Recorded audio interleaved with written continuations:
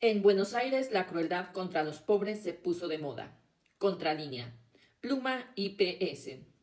La ofensiva de la ley y el orden en Buenos Aires ha convertido a vendedores ambulantes, personas sin hogar y familias vulnerables en blanco de operativos, desalojos y confiscaciones, mientras organizaciones sociales y religiosas denuncian la criminalización de la pobreza y violaciones sistemáticas a sus derechos. Buenos Aires, Argentina. Policías que rodean a la pequeña mesa de un vendedor de aguacates y le incautan su mercancía. Agentes que desfilan con paso marcial entre las casas precarias de barrios populares, exhibiendo armas largas. Personas que duermen a la intemperie, a quienes les quitan los colchones. Familias enteras en la calle, con sus pertenencias, desalojadas de edificios que ocupaban desde hacía décadas. Este tipo de imágenes, que era poco frecuentes en Buenos Aires, se han vuelto habituales desde que el presidente argentino es ultraderechista Javier Milei. Escenas de crueldad cotidiana contra pobres y marginales que parece ser la marca de un verdadero clima de época, ya que en la capital el gobierno local ni siquiera está en manos del partido político del gobernante. La libertad avanza.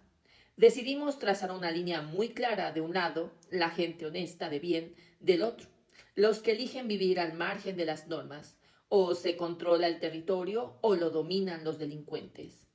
Se jactó el alcalde de la capital argentina, Jorge Macri, en videos para redes sociales en los que suele aparecer con gesto amenazante y rodeado de policías. Las víctimas de esta persecución, sin embargo, no son ladrones ni asesinos, sino los cientos de miles de argentinos e inmigrantes que cada día salen al espacio público a pelear por su subsistencia. En el contexto de una economía que se deteriora cada vez más para las mayorías o que simplemente están en las calles porque no tienen otro lugar a donde ir.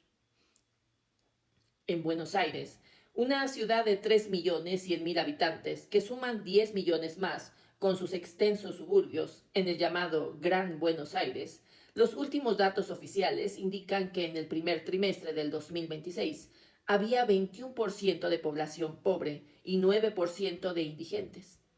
No solo se asocia pobreza con delincuencia, también se busca instalar la idea de que los pobres son responsables de serlo, porque no han hecho las cosas bien en la vida.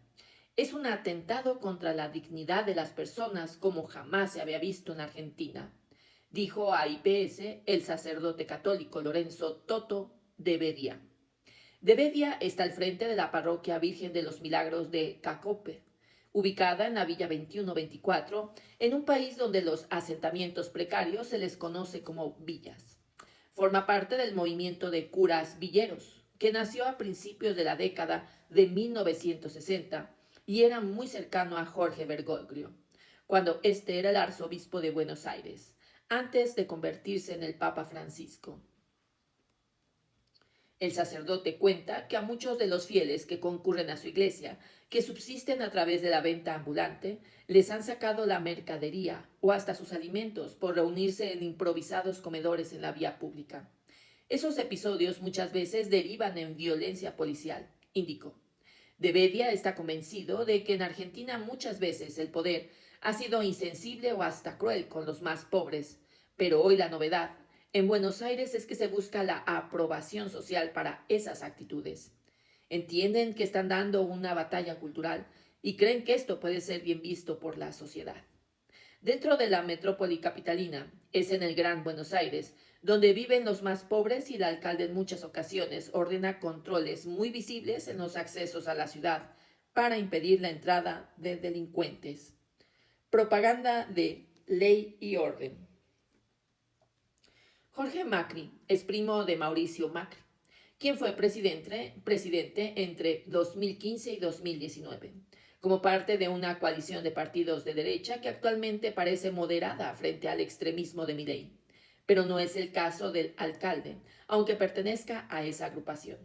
El jefe de gobierno de la ciudad autónoma de Buenos Aires, en su cargo oficial, ha inundado sus calles de afiches de propaganda sobre su gestión, en los que en lugar de poner en primer plano la obra pública, que es prácticamente inexistente, Muestra sus operativos de desalojos de viviendas, de protestas o de comerciantes ilegales.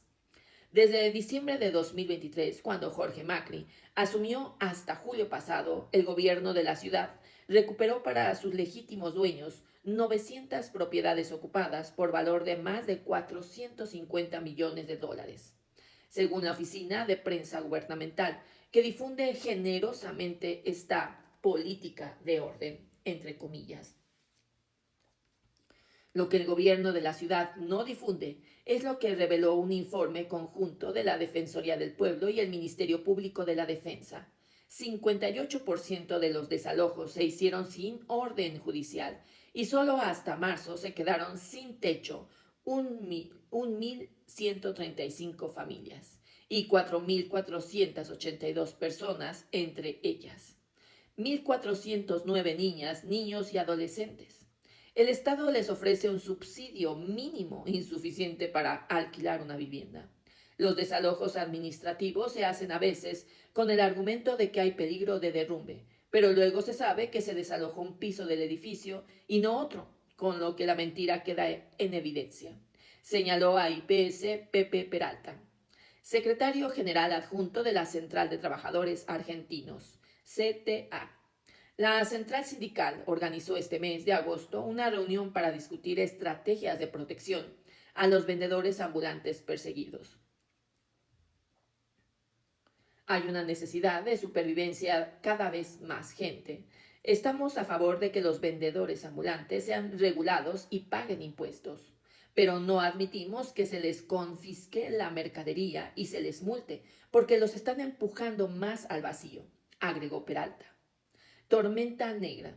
La puesta en escena más importante de la persecución contra los pobres se dio en mayo pasado cuando el gobierno de la ciudad de Buenos Aires realizó un operativo policial simultáneo con 1.500 policías en 15 villas.